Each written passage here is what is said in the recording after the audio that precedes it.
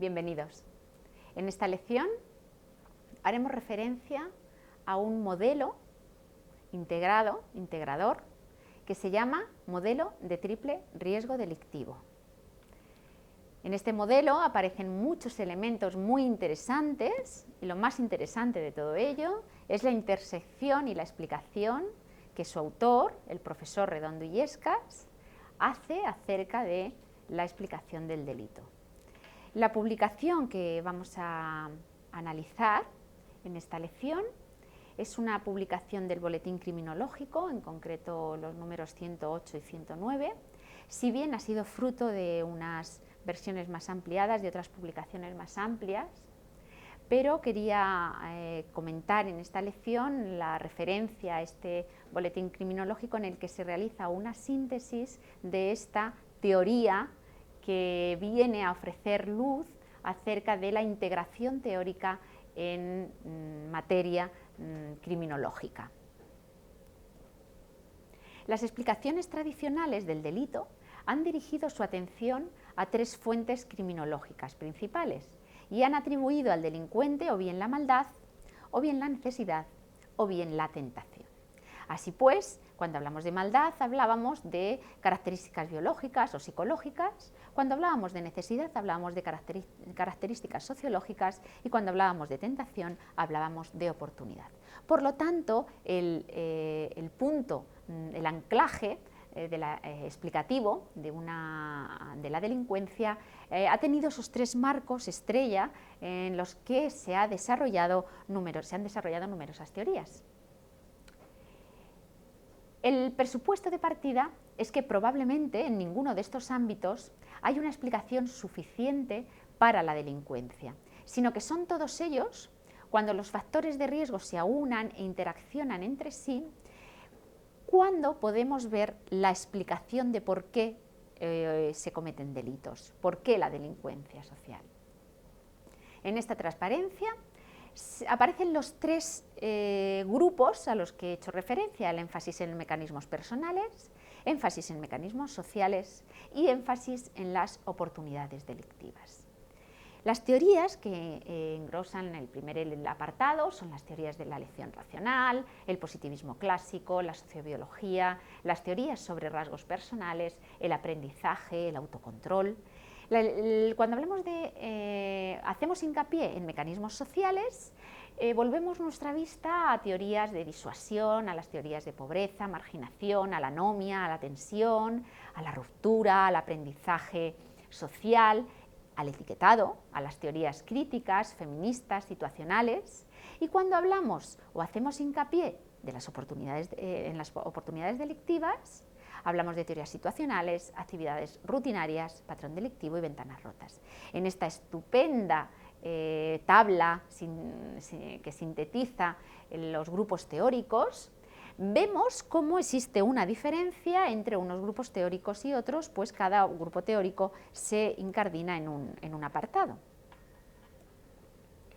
En esta transparencia vemos una interrelación entre las diversas teorías de la delincuencia. Ya no vemos compartimentos estancos, sino que vemos movimiento en esta transparencia. Vemos cómo aparecen dos dimensiones. Una hablaría del riesgo A, que son los riesgos personales, y que harían referencia a las teorías del primer grupo que hemos visto en la anterior transparencia. Cuando hablamos de riesgos B, apoyo social o apoyo prosocial, vemos que son relativos al segundo grupo, a los de apoyo social. Y luego vemos que aparecen también los riesgos C relativos a oportunidades. Bueno, pues en este mapa sí que aparece una flecha que habla del desarrollo y etapas vitales. En todas estas, en esta suma de teorías vemos también el etiquetado, el aprendizaje social, pero cada una de estas teorías no aparece en un compartimento estanco, en un grupo, en una clasificación, sino que aparece dentro de un paisaje en el que cumple una misión necesaria y determinada. Por lo tanto, vemos aquí la teoría del control, de la tensión, teoría de la oportunidad, y sí que jugamos con todas las dimensiones y con una flecha que también cruza, en concreto la teoría de desarrollo de etapas vitales, cruzaría esta intersección entre riesgos A y riesgos B, que hacen referencia a riesgos personales y apoyo social. Cuando hablamos de riesgos,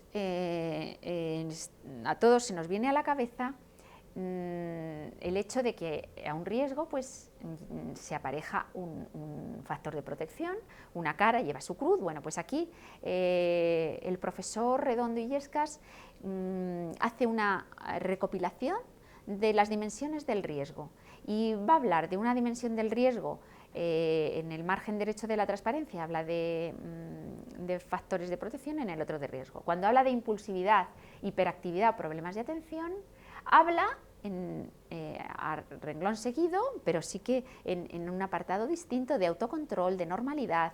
Cuando habla de ausencia de sentimientos de culpa, habla de capacidad de sentir culpa.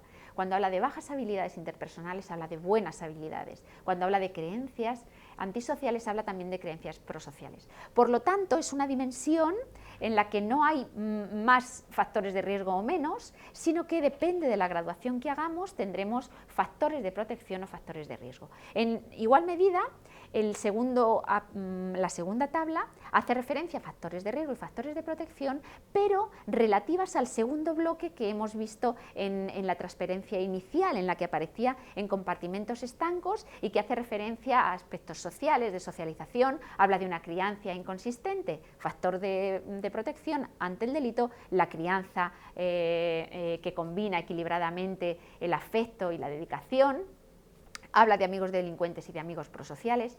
Por lo tanto, estas dimensiones del riesgo llevan aparejadas, se vinculan a la primera tabla a la que hemos hecho referencia, que habla de los compartimentos estancos, y se refiere también a la doble cara, ¿no? A una dimensión que se extiende, que tiene movimiento. En esta tabla hablamos de las dimensiones de riesgo, pero para delitos violentos y para delitos contra la propiedad. Estos son ejemplos de riesgos C, que si recordáis en la transparencia tan llena de vida, en ese paisaje tan lleno de teorías, vemos que estos riesgos C tenemos las situacionales o de provocación para el delito. Y aquí hablaríamos para los delitos violentos, insulto o provocación. El diálogo tranquilo sería el factor de protección. En esta dimensión, también en los riesgos C, existe una dimensión que va de un polo a otro. Habla de los espacios públicos y anónimos y habla, por otro lado, de un control informal o formal. Habla de una alta densidad de población y de una baja densidad. Y cuando habla de delitos contra la propiedad, un factor de riesgo sería propiedades descuidadas, pero ¿cuál sería el factor de protección? La protección misma, la proximidad en zonas degradadas, pues la lejanía. Vamos a intentar ver el lado bueno o mejor, el más positivo y el más negativo de las cosas. Son dimensiones de riesgo. Estas dimensiones de riesgo nos permiten llegar a esta transparencia. En esta transparencia se representa la valoración de la motivación antisocial de un sujeto a partir de sus parámetros de riesgos personales A y riesgos de apoyo social B. Entonces, bueno, pues vemos cómo cruzan estos riesgos personales, hablamos de riesgo de conducta antisocial y de la motivación antisocial, porque el riesgo de conducta antisocial se estimaría incorporando también la consideración de los riesgos en oportunidades delictivas C. Y de pronto entramos a sumar riesgos A, B y C en todas sus dimensiones y nos ofrecen un panorama general de todas las teorías que hemos visto en la representación estanca, pero en movimiento, como digo. Por último, en esta transparencia vemos la motivación delictiva en el plano social. Vemos de nuevo riesgo A, riesgos B, se interseccionan y alrededor aparecen polos distintos y estos polos se vinculan a un alto número de sujetos, a un menor número de sujetos, dependiendo de la probabilidad.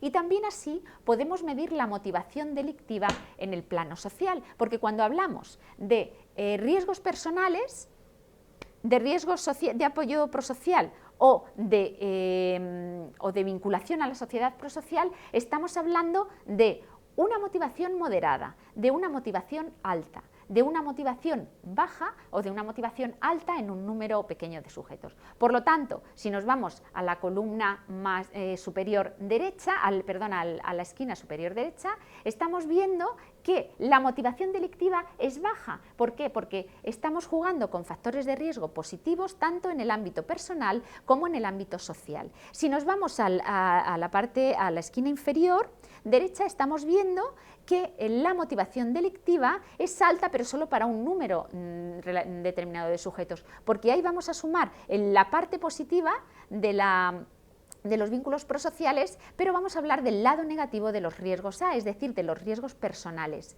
Cuando subimos arriba y vemos esta motivación delictiva moderada, ¿por qué va a ser moderada? Porque tenemos unos riesgos A personales positivos, pero luego tenemos unos riesgos B que son negativos. Y por supuesto va a ser alta esta motivación cuando sumamos riesgos en apoyo prosocial junto con riesgos personales en el polo más negativo de la dimensión. Por lo tanto, se nos permite esta radiografía, con esta radiografía se nos permite ver una suma de teorías, pero que esta integración lo que nos permite es ver diferentes factores, en este caso la motivación delictiva. Y bueno, pues sí que aparece bien determinada cada ángulo a lo que hace referencia con este modelo que permite ofrecer movimiento a todo el grupo teórico que intenta explicar la criminalidad.